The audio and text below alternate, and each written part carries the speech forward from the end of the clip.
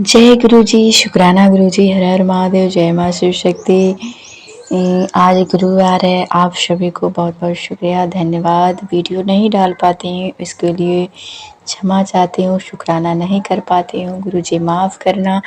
अब गुरु जी की असीम कृपा है, शुक्राना तो रोज़ बहुत होते हैं, ड्रीम सपने बहुत आते हैं जो गुरुजी शुक्राना करने के लिए बोलते हैं, कहते हैं तेरे दिन बदल जाएंगे तो शुक्राना कर। पर गुरुजी मैं शुक्राना नहीं कर पाती हूँ, इसके लिए मुझे माफ़ करना। संगत जी, सत्संग मतलब आता है, मैसेज आता है कि अपने घर को साफ सफाई रख, हमेशा अपने घर को साफ रख। जो कूड़ा करकट है, जो गंदे कपड़े हैं, और उसे बाहर निकाल कर फेंक। जो काम की चीज़ें नहीं हैं उसे दूर फेंक दिया कर, घर से निकाल दिया कर, और घर को हल्का रख। जब घर में हल्का रहेगा, कम चीज़ें रहेंगी, तो नए सामाने वहाँ एडजस्ट होंगे, उसके जगह पर नए सामाने आएंगे।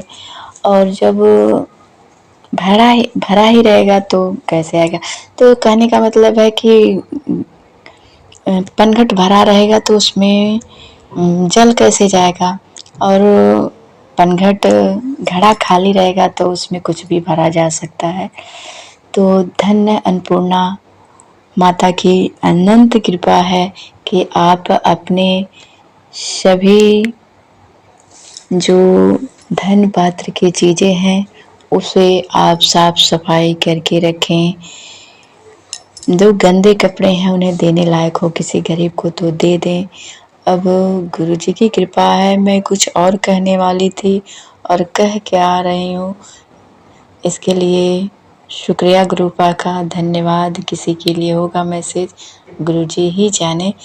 तो जय गुरु जी। संगत जी, मैं ये कह रही थी कि मेरा लड़का गया है अपने मौसी के यहाँ घूमने, जो उसकी छुट्टी हो गई है पढ़ाई से, तो वो गया है।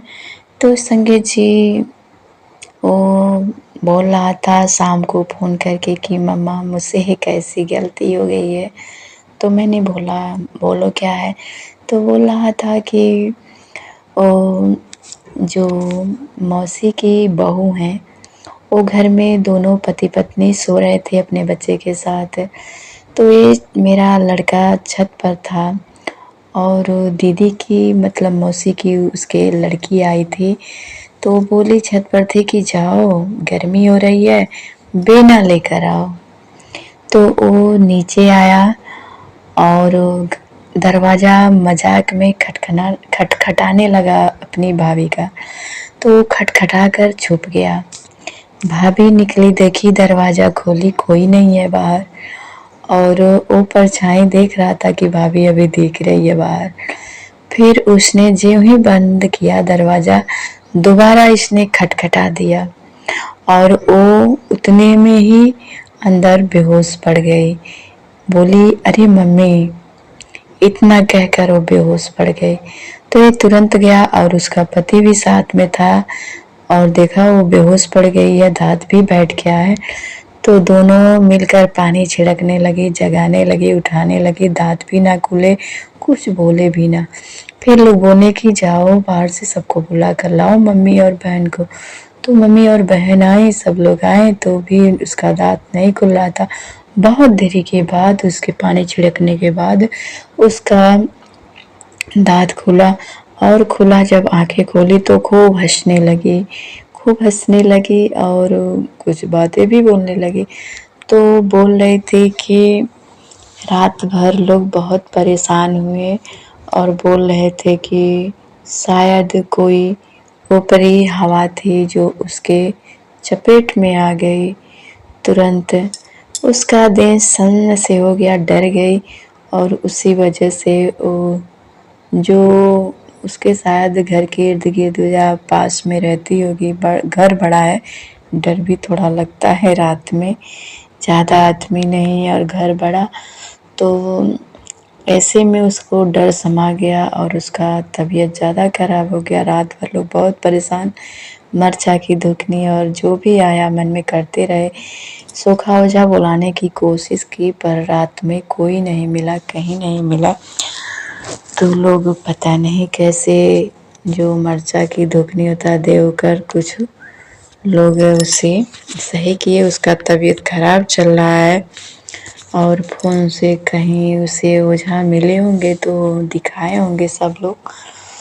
तो बहुत ऐसा हो गया। मतलब एक बार और हुआ था जो उसके बच्चा पैदा हुआ था और 20 दिन बाद हॉस्पिटल से जब वो घर आई थी तो ऐसे ही डर गई थी एक बार। तो बच्चे को दूध नहीं पिला रही थी और बच्चे को मारना मतलब पिला नहीं रही थी और हरकतें कर रही थी, बहुत ज़्यादा हंस रही थी और कह रही थी कि तू मुझे पसंद है। और पायल की झनकारें भी सुनाई देती थी और बहुत हंसती थी, बहुत लोगों को परेशान की। उसके बाद झाड़ फूँक हुआ तो कुछ दिनों के बाद वो ठीक हुई और बच्चे को दूध लगी पिलाने। तो ऐसी बात है। तो मैंने सुना तो बोला कि ऐसा तुम्हें नहीं करना चाहिए, किसी को पीछे से आकर डरा दो। कभी तो मजाक में गया, किसी का दिल कमज़ोर होता है तो डर लग जाता है। तो मैं उन बच्चों से बोलती हूँ कि ऐसा ना करें, पीछे से डराएं ना।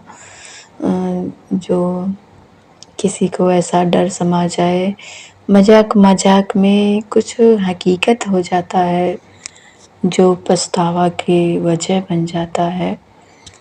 तो गुरुजी कृपा करें उस पर कि वो ऐसी हरकत ना करे और उसका भी स्वास्थ्य ठीक हो जाए। और एक दिन पहले ही मेरा लड़का बोल रहा था उसके पति से, यानी मेरी बहन के लड़के से कि भैया मैं सोता हूँ तो यहाँ से पायल की आवाज़ें सुनाई देती है। तो वो बोला कि बकवासें मत कर, यहाँ सब लोग डर जाएंगे, ऐसी ऐसी बातें ना निकाला कर। अगर तुझे सुनाई दिया है तो तू अपने मन में रख ले, या किसी का बड़ा दिल है, मजबूत है, उससे जाकर बोल। यहाँ औरतें सब रहती हैं और सुबह शाम रात बिरात आना जाना रहता है तो डर जाती हैं। तो इसीलिए किसी के सामने ऐसी डरावनी बातें ना करें। जिसका मजबूत दिल हो उसी के साथ है ये शेयर करें, मतलब बातें अपनी बताएं। तो कहने से मन में घर बन जाता है उस चीज़ का। अगर नहीं कहें तो घर में कुछ भी हो, मतलब और चाहे बाहर या कहीं भी, तो किसी को कोई परवाह नहीं पड़ता, चाहे कुछ भी हो। बस कहीं कुछ नहीं है, जो भी है ईश्वर की कृपा है, अनंत कृपा है।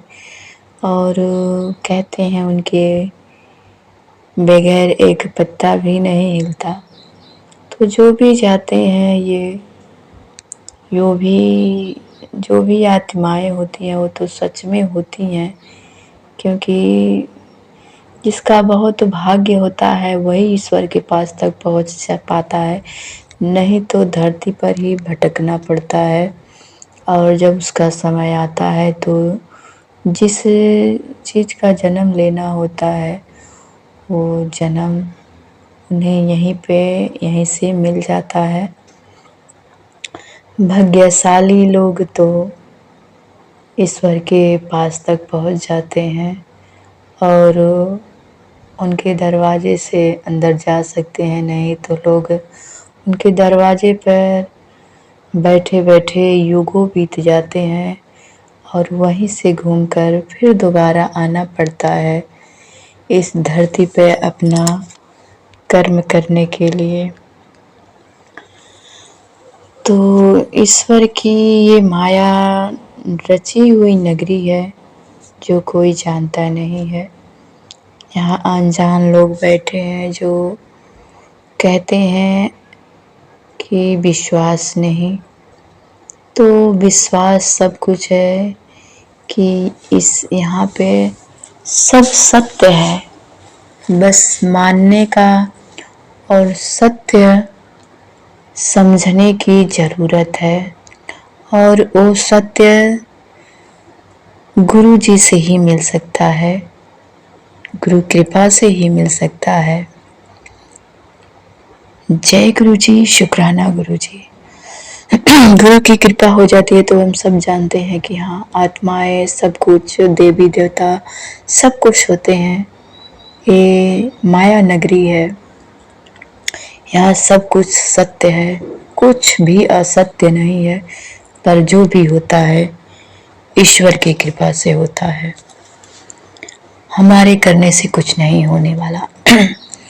ओम नमः शिवाय, शिवजी सदा सहाय। ओम नमः शिवाय, गुरुजी सदा सहाय। ओम नमः शिवाय, शिवजी सदा सहाय। ओम नमः शिवाय, गुरुजी सदा सहाय। जय बजरंगबली, जय हनुमान जी। ओम नमः शिवाय।